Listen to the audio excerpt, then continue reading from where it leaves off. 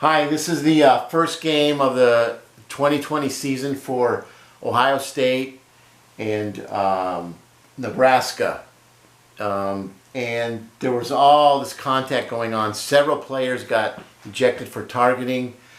And the announcer, and I apologize, I don't know his name, I think he's a former quarterback, he goes on and on about how wrong this is. And for all you parents out there who have kids playing college football or thinking of playing college football, listen to the insanity. He tries to sound normal, he's outraged, he brings up reasons about how this is going to incapacitate Nebraska for next week because they have all their players being charged with targeting.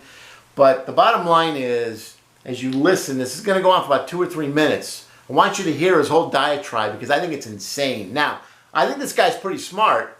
He makes a lot of smart observations, but he goes on a tangent here that is so insane, I'm not going to interrupt it. I want it to play straight through, and I hope you'll listen to it all and absorb it. And think of one thing, because he's asking, well, what can you do if you're not allowed to, butt other players with your shoulders and head?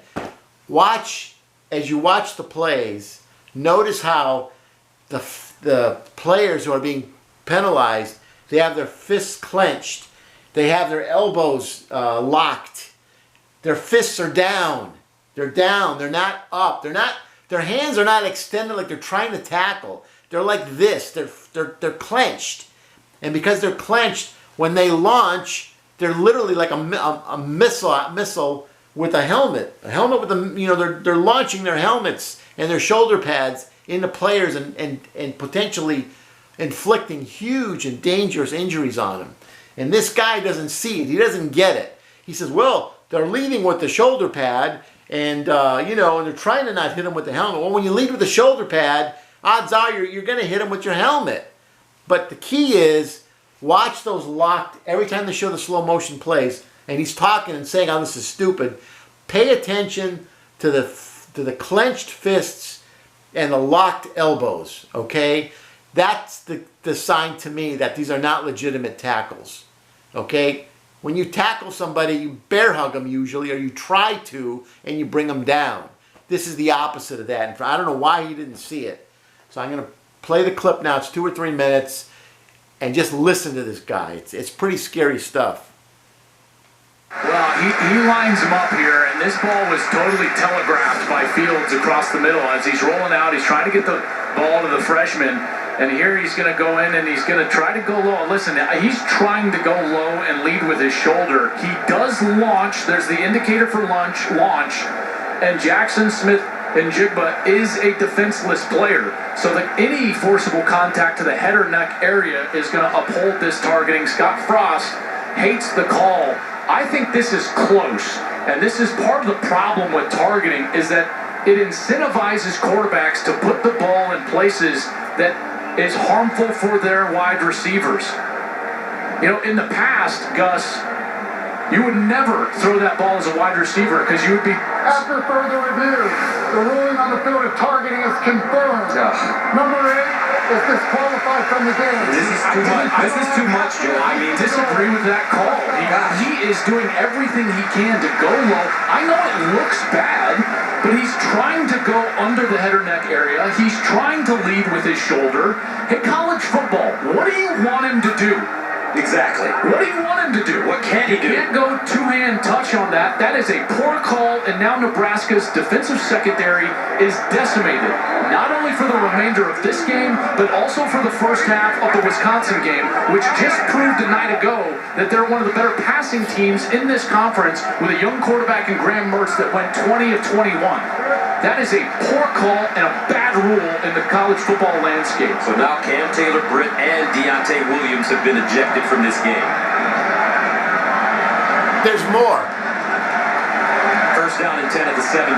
After this, fans know exactly what I'm talking about. Oh, man, from last year. They certainly do. So now Fields takes his time. There's more. It's coming up. From the Nebraska 17. Here's the handoff. T down the sideline. And he's upended and dropped by Boodle. Gus, I want to bring in Mike Pereira because this is not just me saying this. Mike, you agree with what I'm talking about here?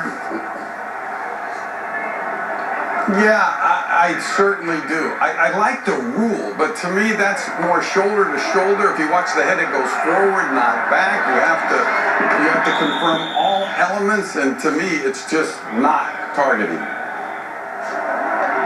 Jeremy Ruckert with the catch. Appreciate it, Mike.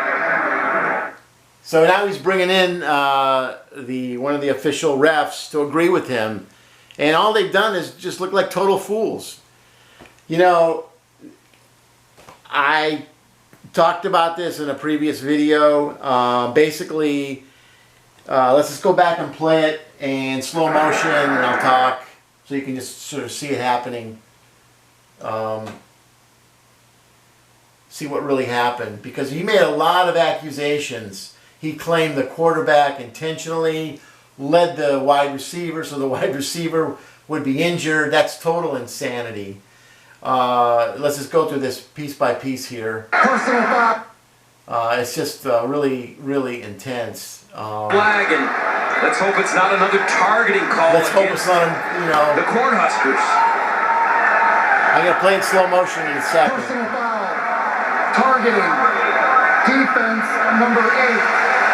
The previous play is under further review. Well, he lines him up here, and this ball was totally telegraphed by So let's start going through the middle as he's accusing him of targeting his wide receiver so that he intentionally creates a target. I mean, it's insanity. He sounds normal, and he's a pretty smart guy, the announcer, but everything he said was insane.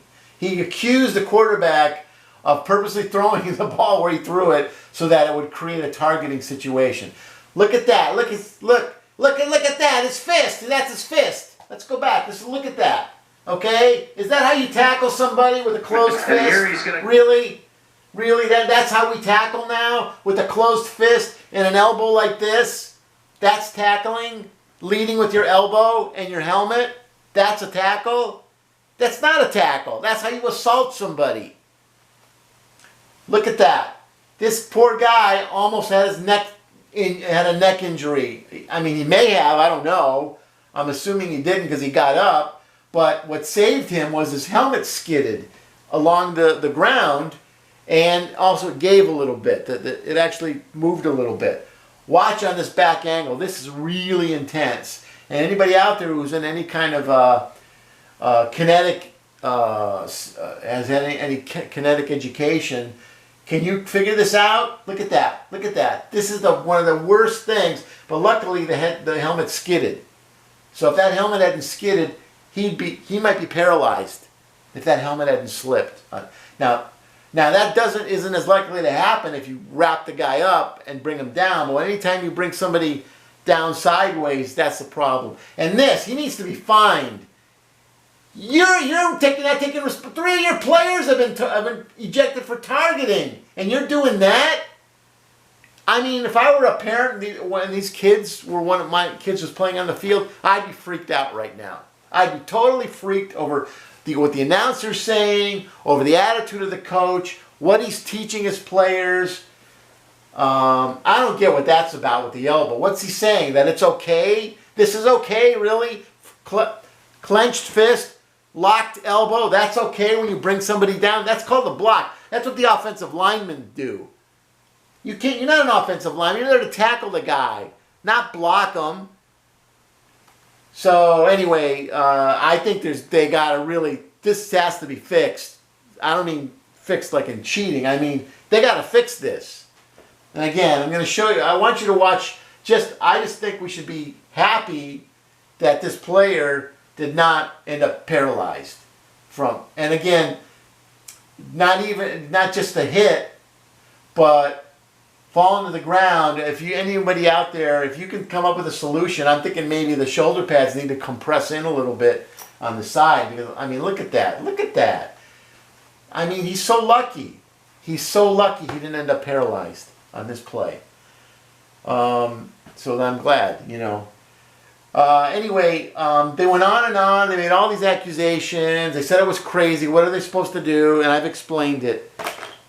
If your fists are clenched, you're not tackling. Okay, rule number 1. So when you review these plays, if those players have their fists clenched, they're not tackling, they're attacking. Okay, if their elbows are locked, they're attacking. Okay, if their elbows are locked because they're wrapping around the guy, that's different. And if their hands are down, they're attacking and they're launching. Okay, let's look at the hands, the forearms, and the elbow when we decide. And if we see this, these players are launching their body as a lethal weapon, and that's not healthy for anybody. All right, the game's tackle football. It's not assault football, even though some people probably think it is. So if you're a parent, I'd be calling Illinois right now and asking, are they going to find their coach? Are they going to teach their coach how to teach real tackling? Because he's not teaching real tackling. And the announcer was all freaked out about next week. Oh my God, next week they got to play a quarterback who was 20 for 21. Yeah, you probably saved that quarterback's wide receivers by doing this. Ever think about that? You want these same guys out there next week launching themselves against a quarterback who knows how to throw a pass and injure his wide receivers? Is that what was so thank God the referee stepped in. They probably saved some wide receiver next week from being paralyzed. All right? And I don't know. I have a little bit of a theory. I think they're doing more launching this year, maybe because of COVID-19, right? If you have to wrap yourself up against another player, you're face to face with them, or you're close, face to face. If you launch like this, you're kind of like the other way. You're actually not face to face, so maybe you get less exposure. I'm wondering if that's sort of a little bit of scuttlebutt behind the scenes that we're not hearing about, that this is COVID-19 related. Because man up, man, you guys work out, you're strong. You can bench press 250, 300 pounds, and you're not using your arms to tackle somebody. You're using your helmet and your shoulder pads to destroy the other team, the other player, knock them down, knock them out. I mean, they got a fumble recovery on a play where they hit the guy so hard from different angles without tackling him, but by just launching their helmets into him, that they got the ball back. That was another insane play when the Ohio State fumbled the ball, and he's literally knocked out, knocked out before he hits the ground, and because he let go of the ball on these illegitimate tackles, it's called a fumble. So this can't wait till after the season. They need to be on this right now because this is insane. This Nebraska team is out of control. Their coach is nuts, in my opinion, and that attitude. He's like, 3 of your secondaries have been were ejected from the game. You should be embarrassed. You should be walking out of the stadium right now with your head down instead of acting all defiant like that. Anyway, I feel bad for the parents of these kids. I mean, this isn't football. This is assault ball. And I've watched football for years, and just seeing all these launches like this is ridiculous. It's not defensible, and they're defending it.